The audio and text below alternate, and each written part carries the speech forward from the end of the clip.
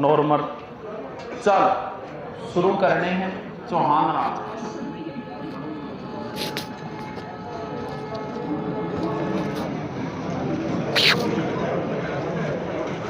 पहले तो ये देखिए कि चौहान थे कहां। राजस्थान में शुरुआत में चौहानों का शासन कहां पर था। तो अपन जहां से पढ़ना शुरू करेंगे पहले तो ये मान लेते हैं कि चौहान शुरुआत में यही थे। कहां? सांबर। सांबर का दूसरा नाम है साकंबरी।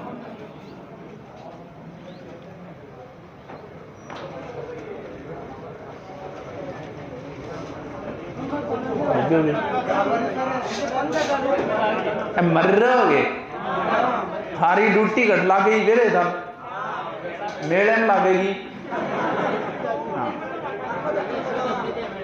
गर्मी लगा नीति। हाँ साकंबरी। साकंबरी नाम हो सकता है, यहां पर एक माता का मंदिर है साकंबरी, हो सकता है साकंबरी माता की वजह से साकंबरी बोलते हो। और साकंबरी माता चौहानों की क्या है? अलग अलग चौहानों की अलग अलग है, ये ध्यान रखना। जैसे सीकर के चौहानों की कुलदेवी मानी जाती है अपने जीव माता, और जालोर के चौहानों की कुलदेवी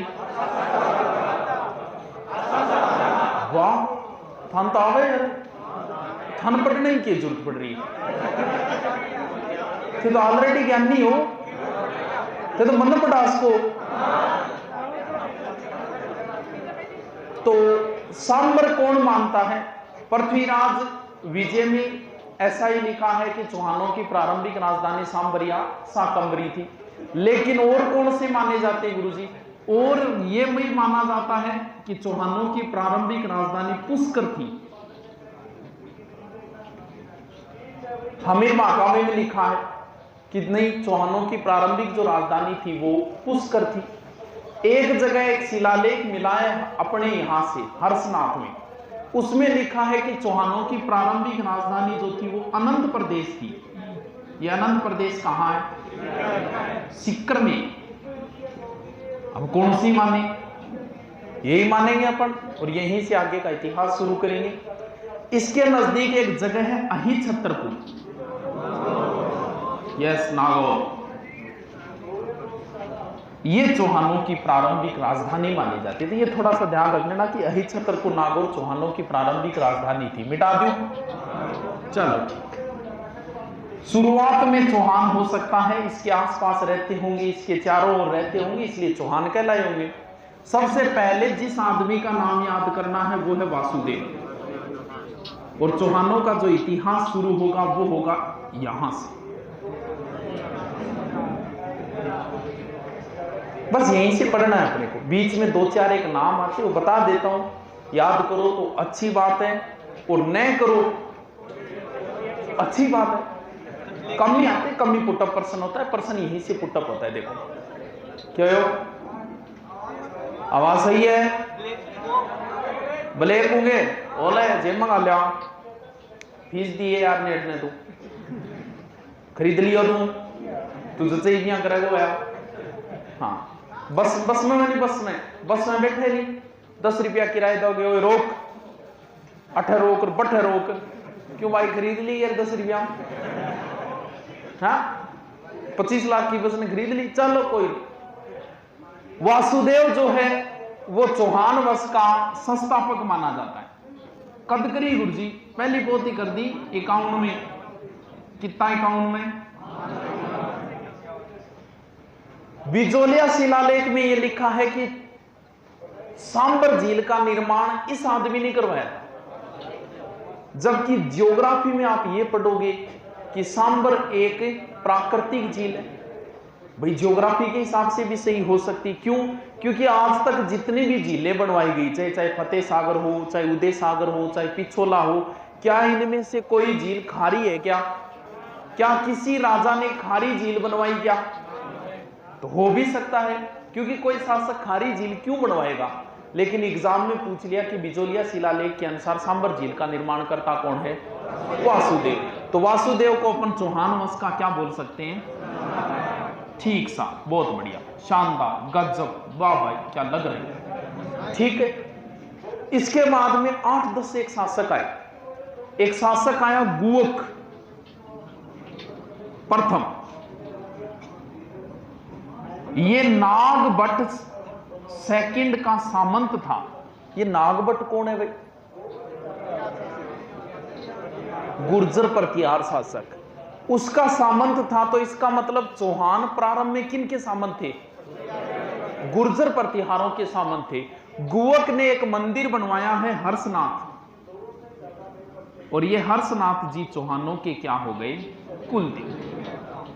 आपने सीकर में ही है, जिसको देख के आना हो वो देख आना।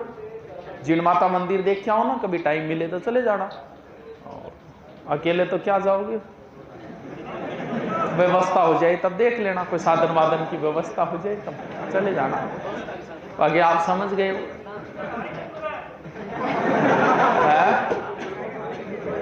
जाना, बढ़िया जगह, अच्छी जगह, देखने लायक जगह। तो हर्षनाथ जी है वो चौहानों की कुल देवता, और कुल देवी कौन है? अरे अपन जो चौहान पढ़ रहे हैं उनकी शाकंभरी माता। तो जीण माता तो सीकर के चौहानों की मानी जाती है। तो इसके बाद में एक शासक बताते आया चंदन राज। कहते हैं कि इसकी पत्नी थी आत्मप्रभा, जिसे रुद्राणी बोलते हैं। बहुत बड़ी शिव भगत थी, रोजाना शिव जी के सामने 1000 दीपक जलाती थी। फिर एक लास्ट शासक इधर आएगा, एक पृथ्वीराज फेस्ट। तीनों एडा पृथ्वीराज है, जो मैन चौहान है वो तीसरा है। ये पृथ्वीराज प्रथम है।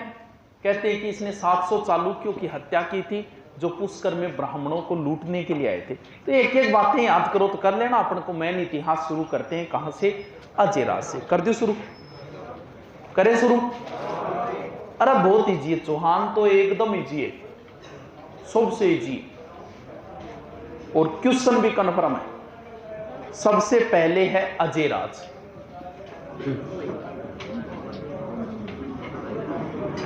इसके बाद है इसका दूसरा नाम है अन्नाजी। इसके बाद में है विग्रहराज चतुर्थ, और इसके बाद है पृथ्वीराज। एक बीच में हो रहा है ना, उसको बाद में पढ़ेंगे। एक बार सिर्फ 4 ही नाम याद करने आपको: अजयराज, अर्णोराज, विग्रहराज, पृथ्वीराज। वाह, अजयराज, अर्णोराज, विग्रहराज, पृथ्वीराज। बस हो गया पूरा। आप बताओ अगला टॉपिक कौन सा कराऊं? अजयराज, अर्णोराज, विग्रहराज, पृथ्वीराज। पृथ्वीराज, विग्रहराज, अर्णोराज, अजयराज, दोनों साइड काम में लेनी चाहिए। यहां भी पढ़ रहे। अजयराज, अर्णोराज, विग्रहराज, पृथ्वीराज हो गए। आप बताओ क्या समस्या है? कोई समस्या है? मेट दी उसी तो आगे आगे आज ही आइए तो सीट दे यार, करने गोदाम बैठ जाएंगे बड़ी। अजयराज, अर्णोराज, विग्रहराज, पृथ्वीराज, बस पूरा। पृथ्वीराज चौहान, अर्णोराज अकेला गए।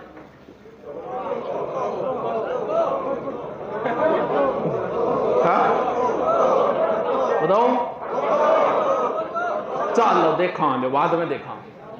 इस आदमी ने एक शहर बसाया।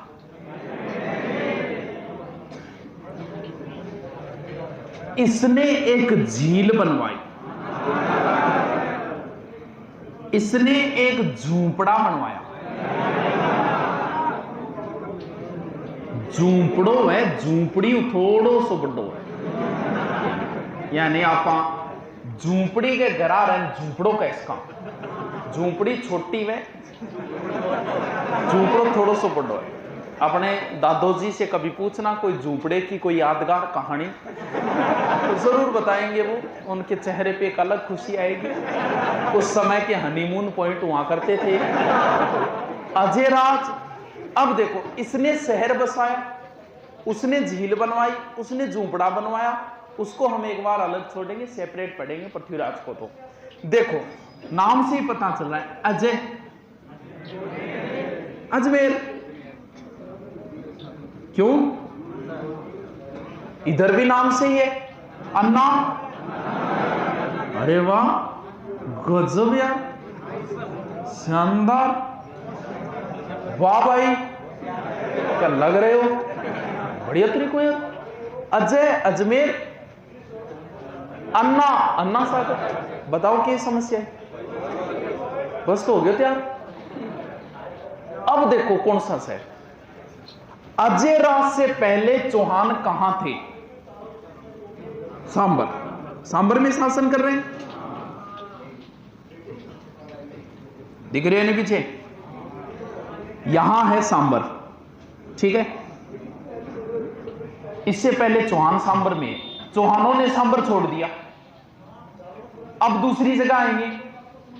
तो राजा जब आएगा ना, अगर आपसे पूछे कि राजा के लिए सबसे इंपॉर्टेंट चीज क्या है, रानी के अलावा बतानी है, राजा के लिए सबसे इंपॉर्टेंट चीज क्या है? राजा सबसे ज्यादा सुरक्षित किससे रहेगा?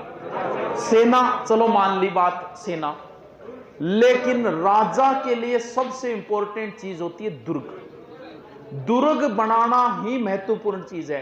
खानवा युद्ध में बाबर से सांगा की सेना डबल थी, लेकिन मात्र 19 घंटे में सांगा की हार हो गई। अब आओ चित्तौड़गढ़ को। अकबर ने जब चित्तौड़ पर आक्रमण किया, उस समय अकबर की सेना 50 से 60 हजार थी और दुर्ग के अंदर मात्र 8 हजार राजपूत थे। 8 हजार को जीतने में